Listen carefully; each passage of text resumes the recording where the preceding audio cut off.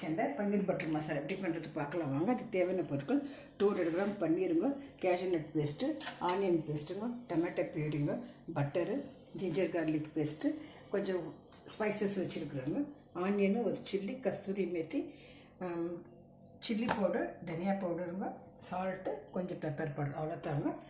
எப்படி செய்யுதுன்னு பார்க்கலாம் வாங்க. கொஞ்சம் பட்டர் போட்டுக்கலாங்க.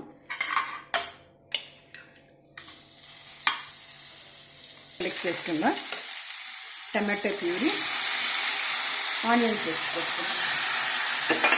மிளகாத்தூள், தனியாத்தூள் தான் மசாலா போட்டுக்கிறாங்க. மிளகாத்தூள் இதெல்லாம் பேஸ்ட் போட்டுருக்குறாங்க. நல்லா இருக்கும் அந்த டேஸ்ட்டு. இப்போ கேஷ்யூ பேஸ்ட் போட்டுடுறாங்க. கொஞ்சம் கொதிக்கிட்டாங்க, கொதிச்சிடுச்சுங்க. பன்னீர் போட்டுக்கலாங்க. ஒரு 2 நிமிஷம் முடிச்சுட்டு ஆஃப் பண்ணிடலாங்க. ஃப்ரெண்ட்ஸ், பன்னீர் பட்டர் மசாலா ரெடி ஆயிடுச்சுங்க. பன்னீர் பட்டர் மசாலா ரெடி ஆகிடுச்சு ஃப்ரெண்ட்ஸ். சப்பாத்தி, தோசைக்கு, பரோட்டாக்கெல்லாம் நல்லா இருக்குங்க. தேங்க்யூ ஃபார் வாட்சிங் ஃப்ரெண்ட்ஸ். நீங்களும் ட்ரை பண்ணுங்கள் ஃப்ரெண்ட்ஸ்.